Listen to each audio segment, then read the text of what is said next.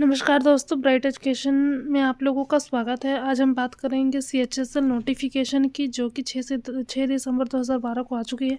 यहाँ पे आप लोग जैसा कि देख सकते हो, combined higher secondary education level examination की नोटिफिकेशन आ चुकी है, +2 लेवल की। ठीक है, तो यहाँ पे जो भी कैंडिडेट इंटरेस्टेड है अपना फॉर्म अप्लाई कर सकते हैं।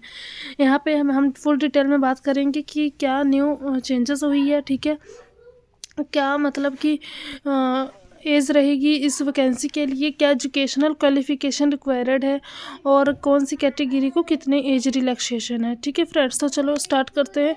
अगर आप लोग मेरे चैनल पे नए हो तो प्लीज़ मेरे चैनल को सब्सक्राइब कर लो, ताकि आने वाली हर गवर्नमेंट जॉब की न्यू नोटिफिकेशन आप तक सबसे पहले पहुंच सके। तो यहाँ पे फ्रेंड्स, सबसे पहले आप लोग सब्सक्राइब कर लो। आप लोग वीडियो देख लेते हो पर चैनल सब्सक्राइब नहीं करते हो, प्लीज़ फ्रेंड्स, मेरी आप लोगों से रिक्वेस्ट है।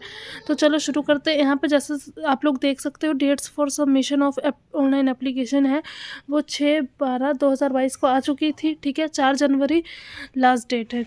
Last date and time for receipt of online application जो है वो 4 जनवरी रहेगा। आप लोगों का 11 बजे तक टाइम रहेगा। ठीक है, last date and time for generation of offline challan है आप लोग, यहाँ पे आप लोग देख सकते हो, 4 जनवरी 2023 11 बजे तक।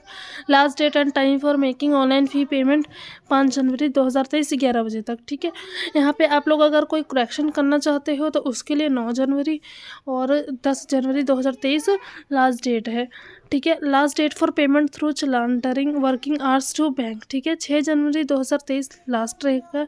ठीक है, आप सभी को लास्ट डेट बता दिया गया। अगर एग्ज़ाम की बात करें तो schedule of tyre 1 computer based examination होता है, जो कि फरवरी मार्च 2023 में कंडक्ट कराए जाएंगे आप लोगों के। ठीक है, यहाँ पे आप लोग देख सकते हो। पे स्केल लेवल की बात करें तो लोअर डिवीज़न क्लर्क में जितने भी वैकेंसी आती है, जो उनकी पे स्केल होती है वो 19,900 से स्टार्ट होती है, 63,200 तक लास्ट जाती है। ठीक है, जैसे कि वैकेंसी के लिए भी सेम लेवल 2 पे लेवल 2 का जो है सैलरी है। डाटा एंट्री ऑपरेटर की बात करें तो पे लेवल 4 के अकॉर्डिंग 25,500 से स्टार्ट होता है 81,100 तक। ठीक है, और लेवल 5 के अकॉर्डिंग देखें हम तो 29,200 से लेकर 92,300 तक आपको सैलरी प्रोवाइड की जाती है। Data entry operator grade A पे लेवल 4 के अकॉर्डिंग देखें तो 25,500 से स्टार्ट होती है सैलरी। ठीक है, उसमें आपको कौन सी वैकेंसी है, कौन सा लेवल की वैकेंसी है, वो उस पर डिसाइड होती है आपकी सैलरी। ठीक है, 81,100 तक पहुंच जाती है। वैकेंसी की बात करें तो यहाँ पे कहा जा रहा है कि 4500 वैकेंसी आई हुई है। बाकी इससे ज़्यादा ये कम वैकेंसी होगी तो आपको जल्दी ही नोटिफाई कर दिया जाएगा। ठीक है, इन्होंने यहाँ पे वैसे एक बात कह दिया है कि आप लोग अभी जाके ऑनलाइन एप्लीकेशन फॉर्म फिल कर सकते हो। ठीक है, यहाँ पे रिजर्वेशन की बात करें तो SC ST OBC और EWS सेक्शन के लिए कोई फ़ीस नहीं है, और जो जनरल कैटेगरी है उनके लिए फ़ीस है। ठीक है, नेक्स्ट अगर आप लोग देखें तो यहाँ पे जिनको नहीं पता है उसके बारे में ये बताया गया है कि OL का मतलब क्या होता है, B का मतलब क्या होता है, LV का मतलब क्या होता है। ठीक है, SI का मतलब क्या होता है, यहाँ पे आप लोग देख सकते हो। नेशनैलिटी की बात करें तो इंडिया कैंडिडेट मस्ट भी इधर जो सिटीज़न ऑफ नेपाल हो वो भी अप्लाई कर सकता है, सिटीज़न ऑफ भूटान भी अप्लाई कर सकता है, ये सिटीज़न ऑफ इंडिया, तीनों कंट्री के जो सिटीज़न है वो इस फॉर्म को अप्लाई कर सकते हैं। ठीक है, a person of India origin who has migrated from Pakistan, Burma, Sri Lanka, east African country of Kenya, Uganda and United Republic of Tanzania. ठीक है, इसमें ये बताया गया है। नेक्स्ट अगर आप लोग देखिए एज लिमिट, तो 1 जनवरी 2022 तक जिनकी एज 18 से 27 साल का है तक है वो अप्लाई कर सकते हैं। बाकी अदर कैटेगरी जैसे कि SC हो गए, ST हो गए, OBC हो गया, PWBD unreserved, PWBD OBC, PWBD जो SC ST में आ जाते हैं उनके लिए एज रिलैक्सेशन यहाँ पे दिया हुआ है, जैसा कि आप लोग देख सकते हैं। ठीक है, और यहाँ पे ex service man 3 years after deduction the military service rendered from the actual age on closing date of receipt of online application. ठीक है, तो वो इनके लिए भी 3 years रिलैक्सेशन है एक्स सर्विस मैन के लिए। बाकी जो government central government civilian employees है उनके लिए भी एज रिलैक्सेशन दिया हुआ है। ठीक है, एज रिलैक्सेशन के बाद नेक्स्ट अगर हम बात करें तो यहाँ पे आप लोग देख सकते हो यहाँ पे जैसे कि आप लोग एक इम्पोर्टेंट पॉइंट देख सकते हैं 6.9, age relaxation is not admissible to sons daughter and dependent of ex service man, therefore such candidate should not indicate their category as ex service man. ठीक है, तो ये किसी सन डॉटर के लिए नहीं है जो एक्स सर्विस मैन के हैं। ठीक है, यहाँ पे वो बंदा खुद ही एक्स सर्विस मैन होना चाहिए, उनके लिए है। नेक्स्ट आप लोग देख सकते हो process of certification and format of certification. यहाँ पे जब आप लोग टायर 1 एंड टायर 2 क्लियर कर लेते हो, फिर आपका सर्टिफिकेट वेरिफिकेशन का काम होता है, वही बताया गया है। वो सब तो बहुत बात की बात है, पहले हमारा टायर 1 का एग्ज़ाम क्लियर होना चाहिए।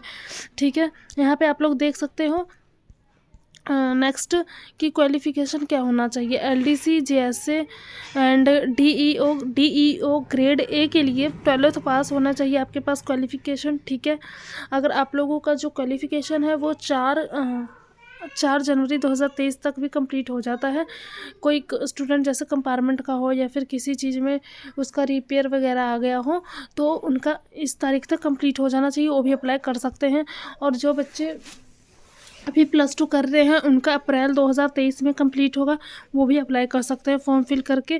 जस्ट एक्सपीरियंस लेने के लिए आप लोग देख सकते हैं कि कैसा एग्ज़ाम आता है, कैसे पैटर्न आता है एग्ज़ाम का, क्या टाइम रहता है। ठीक है, कैसे वहाँ पे एग्ज़ाम कंडक्ट कराया जाता है, ये सब ऑब्ज़र्व करने के लिए आप लोग एग्ज़ाम का फॉर्म फिल कर सकते हो। ठीक है, बाकी नेक्स्ट अगर हम देखें यहाँ पे हाउ टू अप्लाई का ऑप्शन आ गया, तो इसके लिए सिर्फ आपको गूगल पे जाके ssc.nic.in लिखना है। जो भी फर्स्ट वेबसाइट होगी वही इनकी ऑफिशियल वेबसाइट होती है, वहाँ पे सब कुछ बताया जाता है। ठीक है, जो न्यू कैंडिडेट है वो जाके न्यू रजिस्ट्रेशन पे क्लिक करते हैं, वहाँ पे कुछ डिटेल आपको फिल करने के लिए कहता है। उसके बाद आपको आपके registered email ID and registered number पे आपको एक मैसेज भेजा जाता है जिसमें आपका लॉगिन आईडी और पासवर्ड दिया हुआ होता है। जब भी आप जैसे एसएससी का जो भी 6-7 वैकेंसी आ रहा है फिल करना चाहते हो, तो आप हमेशा उसी लॉगिन आईडी एंड पासवर्ड को डाल के इसकी वेबसाइट ओपन कर सकते हो। ठीक है, जो ये तो था न्यू कैंडिडेट के लिए। जो ओल्ड कैंडिडेट है वो जाके अपना जो उनका पुराना लॉगिन आईडी एंड पासवर्ड है वो लॉगिन करके फिर अपना फॉर्म फिल कर सकते हैं। नेक्स्ट यहाँ पे फ़ोटोग्राफ के लिए बताया गया है, जो कि आपका 20 KB से 50 KB के बीच होना चाहिए। मतलब कि अगर 25 KB है तब भी अपलोड हो जाएगा आपका फ़ोटो, अगर 48 KB है तब भी। पर अगर 19 KB है और 51 KB है तो आपको नहीं होगा अपलोड फ़ोटो। ठीक है, फॉर्म में। और यहाँ पर हाइट बताई गई है जो कि 4.5 सेंटीमीटर होना चाहिए, और जो विड्थ है वो 3.5 सेंटीमीटर होना चाहिए। ठीक है फ्रेंड्स, अब यहाँ पे फ़ीस की बात कर रहे हैं। एप्लीकेशन फ़ीस सिर्फ जनरल वालों के लिए 100 रुपीज़ है, बाकी SC ST EWS और PWBD के लिए कोई फ़ीस नहीं है यहाँ पे। नेक्स्ट अगर हम लोग बात करें तो आप जिस भी स्टेट में रहते हैं, जिस भी लोकेशन से वीडियो देख रहे हो, सेंटर्स ऑफ एग्जामिनेशन, तो मैं आप लोगों को एक इम्पॉर्टेंट बात बता दूं कि आपको जब भी फॉर्म फिल करोगे यहाँ पे 3 ऑप्शन होते हैं आपके पास एग्जामिनेशन सेंटर सिलेक्ट करने का। बहुत ही केयरफुली आपको सिलेक्ट करना होगा। ठीक है, जैसे कि वहाँ पे आपके लोकेशन से जो भी 3 सिटी नियर बाय पड़ता है, ठीक है, डिस्ट्रिक्ट नियर बाय पड़ता है, उन्हीं 3 को आप क्लिक कीजिए। क्योंकि जब एक बार आपका जो सेंटर बना दिया जाता है, फर्स्ट एग्ज़ाम, मान लीजिए आपने फर्स्ट टाइम फॉर्म फिल किया, उसके बाद आपने क्या किया कि फर्स्ट टाइम जो आपका सेंटर आ गया एडमिट कार्ड में, वही हर बार मोस्टली आपको देखने को मिलेगा। ठीक है फ्रेंड्स, तो इसीलिए बहुत ही केयरफुली आपको सेंटर के जो डिस्ट्रिक्ट है, सिटी, वो क्लिक करना होगा। अब जिस भी स्टेट या फिर यूटी से बिलोंग करते हैं, यहाँ पे आप लोग देख सकते हैं सबके लिए यहाँ पे जो है सेंटर है वो बताया गया है। यहाँ पे देखो साफ साफ लिखा गया है कि candidate has to give option for 3 centre in order to priority within the same region. ठीक है, no request for change of centre at any stage tiers of the examination will be considered later under any circumstances. ठीक है, किसी भी circumstances में आपका tyre का जो लोकेशन है वो चेंज नहीं किया जाएगा। ठीक है, यहाँ पे साफ साफ बता दिया गया, hence the candidate should select the centre carefully and indicate the same correctly in their application. ठीक है फ्रेंड्स, तो यहाँ पे आपको पढ़ के समझ आ गया होगा कि वो क्या कह रहा है कि कैंडिडेट खुद ही जब फॉर्म फिल करे तो अपना इस बात को ध्यान में रखे, इस चीज़ का ध्यान रखे कि वो कौन सा सेंटर सेलेक्ट कर रहे हैं जो उन्हें नज़दीक हो। स्कीम ऑफ एग्जामिनेशन सब बच्चों को पता है कि टायर 1 एंड टायर 2 होता है। ठीक है, इसके बाद देख लीजिए आप, जो कि टायर 1 भी है आपका CBT होता है, ठीक है, कंप्यूटर बेस्ड एग्जामिनेशन टेस्ट, और टायर 2 भी CBT टेस्ट ही होता है। यहाँ पे जैसा कि आप लोग देख सकते हैं, बताया जा रहा है कि जो भी marks scored by candidate in computer based examination if conducted in multiple shift, ठीक है, मल्टीपल शिफ्ट में एग्ज़ाम कंडक्ट कराया जाता है, जो भी उनका फार्मूला है, जो भी वो मेथड यूज़ करते हैं, ठीक है, फिर मेरिट लिस्ट लगती है बच्चों की, such normalized scores will be use to determine final merit list and cut off. उसके बाद देखिए, जो फर्स्ट टायर 1 में जो बच्चे अच्छे मार्क्स स्कोर कर लेते हैं, मतलब कि जो टायर 1 को पास आउट कर लेते हैं, फिर उनको नोटिफिकेशन आता है मेल पे कि आपका टायर 2 का एग्ज़ाम इस दिन है, ठीक है, फिर एडमिट कार्ड अवेलेबल हो जाएगा आप लोगों का टायर 2 के एग्ज़ाम के लिए। फिर जो बच्चे टायर 2 में भी पास आउट कर जाते हैं, फिर मेरिट लिस्ट लगती है, ठीक है, मेरिट लिस्ट लगने के बाद आपका डॉक्यूमेंट वेरिफिकेशन का प्रोसेस होता है। यहाँ पर आप लोग देख सकते हैं नेक्स्ट क्या बताया जा रहा है। आप जो भी एग्ज़ाम दोगे उसका जो आंसर की है वो वेबसाइट पे एक टाइम पे आ जाएगा, ठीक है, आपके एग्ज़ाम के 1-2 महीने बाद या फिर 3 महीने बाद, ठीक है, ये उनके ऊपर है कि वो कितनी जल्दी अपना काम करते हैं। टेंटेटिव आंसर की of the computer based examination will be placed on the website of the commission after the examination. Candidate में गो थ्रू द आंसर की एंड सबमिट ऑनलाइन रिप्रेजेंटेशन, ठीक है, यहाँ पर यही बताया गया है। नेक्स्ट अगर आप लोग देखें तो स्कीम ऑफ टायर 1 एग्जामिनेशन बताया गया है, ठीक है। टायर 1 में जैसे कि 4 सब्जेक्ट होते हैं, इंग्लिश लैंग्वेज बेसिक नॉलेज जो कि होता है, जिसमें general intelligence, quantitative aptitude, basic arithmetic skill और जनरल अवेयरेंस, ठीक है। यहाँ पे जनरल इंटेलिजेंस को आप लोग जीके मत समझिएगा, ठीक है। जनरल अवेयरेंस अलग होता है, जिसमें जीके आ जाता है, स्टैटिक जीके आ जाता है, करंट अफेयर आ जाता है, और जनरल इंटेलिजेंस अलग सब्जेक्ट है जिसमें रीजनिंग वगैरह आ जाती है, आपकी पजल रीजनिंग, ठीक है, ये सब आ जाता है। तो ये सारे आपके जो 20 हमेशा की तरह ये 25 मार्क्स के होंगे। ईच क्वेश्चन जो होगा वो 2 मार्क्स का होगा, और जो होंगे टोटल 200 मार्क्स का पेपर हो जाएगा, जिसके लिए सिर्फ आपको 1 आवर दिया जाता है, ठीक है, 1 आवर दिया जाता है। उस 1 आवर में आपको 200 क्वेश्चन अटैम्प्ट करने होते हैं। उसके बाद आप लोग यहाँ पे देख सकते हैं क्या लिखा हुआ है। Tyre 1 examination will consist of objective type multiple choice question only. The question will be set in English and Hindi, ठीक है, और पार्ट 2, 3 एंड 4 यहाँ पे बता दिया गया है कि सब 2 लैंग्वेज में आएंगे एग्ज़ाम, इंग्लिश लैंग्वेज में आएगा और हिंदी लैंग्वेज में। वो भी आपको कंप्यूटर पे सिलेक्ट करना होता है ऑप्शन में जाके। कोई चीज़ आपको हिंदी में नहीं समझ आ रही तो आप इंग्लिश में कर लीजिए, ठीक है, इंग्लिश में नहीं समझ आ रही तो हिंदी में कर लीजिए। अब स्कीम ऑफ टायर 2 एग्जामिनेशन यहाँ पे आप लोग देख सकते हो।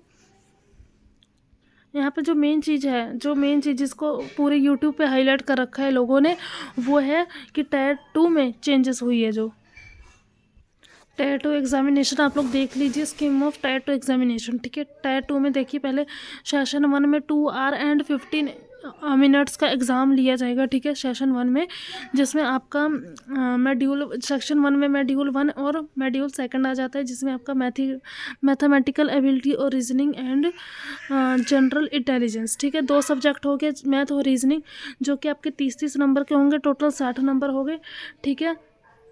और यहाँ पे 3 से उन्होंने मल्टीप्लाई कर दिया है, ठीक है, 30 क्वेश्चन होंगे, 60 क्वेश्चन हो गए, और 60 एक क्वेश्चन 3 मार्क्स का हो रहा है। यहाँ पे सेक्शन 2 में मॉड्यूल 1 में आपका होगा इंग्लिश, ठीक है, इंग्लिश लैंग्वेज, और 2 में होगा जीके जनरल अवेयरनेस। टोटल कितने हो गए? 40, 20, 60 क्वेश्चन।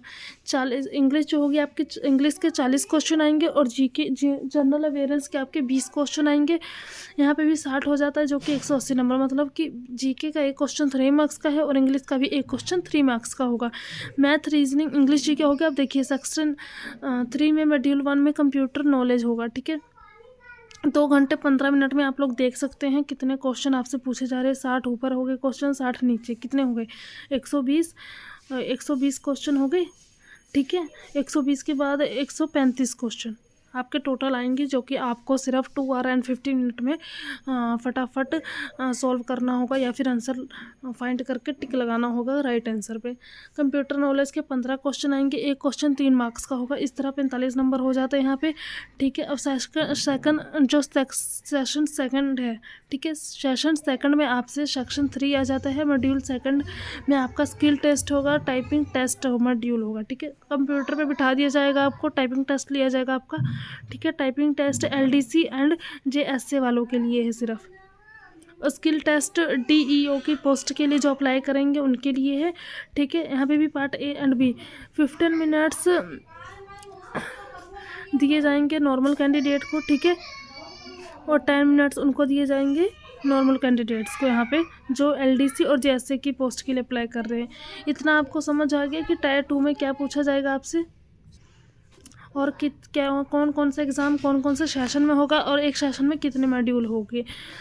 और वहाँ पे आपको मतलब टाइम की बहुत शॉर्टेज होगी क्योंकि बहुत लेंथी पेपर है, और यहाँ पे सीधा 3 मार्क्स का एक क्वेश्चन हो रहा है, तो ये सबसे ज़्यादा टफ काम हो गया। और स्टूडेंट के ऊपर प्रेशर बनाने के लिए इन्होंने इस बार टायर 2 का पैटर्न ही चेंज कर दिया है फ्रेंड्स।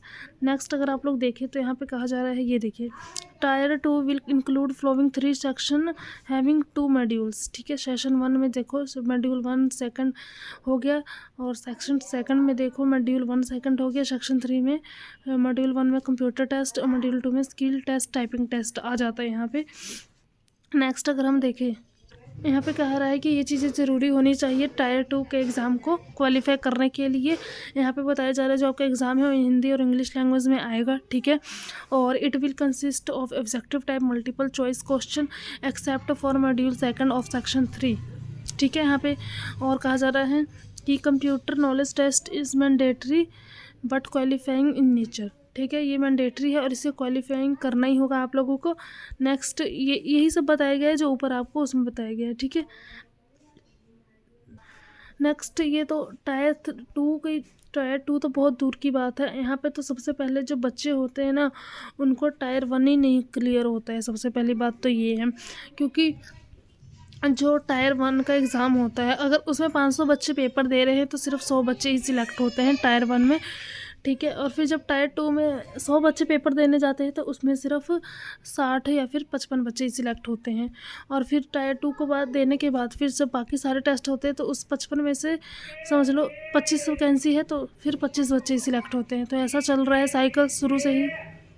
यहाँ पे हमने टायर 1 के और टायर 2 के सिलेबस एग्ज़ाम पैटर्न के बारे में बात कर लिया। अब हम बात कर लेते फॉर्म कैसे फिल करना है। तो यहाँ पे जो बेसिक डिटेल है, अगर आप ओल्ड कैंडिडेट है तो ऑलरेडी फिल हुआ आएगा, ठीक है, होगा फिल होगा। अगर आप न्यू रजिस्ट्रेशन कर रहे हो तो आप ईमेल ID पासवर्ड के थ्रू जब लॉगिन करोगे तो फिर यहाँ पे आपको सारी डिटेल फिल करनी होगी, ठीक है। फादर नेम जितने भी स्टार लगे हैं वो मैंडेटरी ऑप्शन है, उसमें तो आपको फिल करना है, आप स्किप नहीं कर सकते। आधार नंबर भी आप फिल कर दीजिएगा, ठीक है। इसके बाद देखिए 10th का roll number, verify roll number, 10th कौन से ईयर में आपने पास किया था, +2 कौन से ईयर में पास किया था, जेंडर वगैरह पूछेगा आपसे, आपकी जो हाईएस्ट लेवल ऑफ क्वालिफिकेशन है वो पूछेगा। अगर आपने MA पोस्ट ग्रेजुएशन किया है तो आप उसको फिल कर सकते हैं, ठीक है। UT वगैरह फिर सेव एंड नेक्स्ट जैसे ही करोगे आप तो पेज नंबर 2 खुल जाएगा यहाँ पे, ठीक है। सेव पे क्लिक करना है, गलती से भी आप क्लोज पे नहीं क्लिक करेंगे, नहीं तो सारा बैक चला जाएगा, सारा उड़ जाएगा आपका फॉर्म जितना भी आपने फिल किया होगा, फिर आपको अगेन स्टार्ट करना पड़ेगा, ठीक है। तो यहाँ पे देखो बताया गया है कि सेम फ़ोन नंबर होना चाहिए, सेम ईमेल ID होना चाहिए, ठीक है। अगर मेल हो तो मेल, फीमेल हो तो फीमेल। नेक्स्ट करने के बाद ये वाला पेज ओपन हो जाएगा। आप लोगों के पास कैटेगरी आपको सिलेक्ट करना है, बहुत ही केयरफुली, गलती से भी आपका जो कैटेगरी है वो दूसरा नहीं क्लिक हो जाना चाहिए, ठीक है। नेशनैलिटी देखिए, ठीक है, सिटीज़न ऑफ इंडिया आपको फिल करना है। आइडेंटिफिकेशन मार्क्स यहाँ पे आप लोग लिख सकते हो कि जैसे आपके नाक पे तिल है तो पॉइंट ऑन नोज़, लिप्स पे है तो पॉइंट ऑन लिप्स, ठीक है।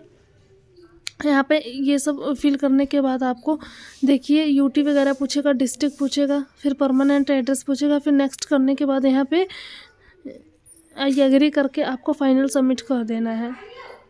जो ओल्ड स्टूडेंट है उनका कुछ इस तरह का फॉर्म आएगा, सब कुछ पहले से ही फिल होगा, आपको कुछ बेसिक से इसमें फिल करना होगा, ठीक है।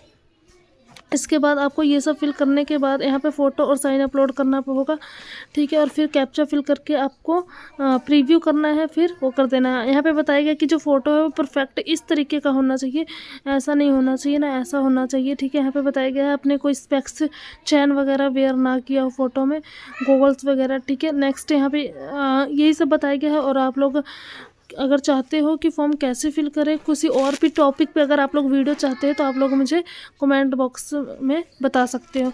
Thank you watching my video guys, thank you.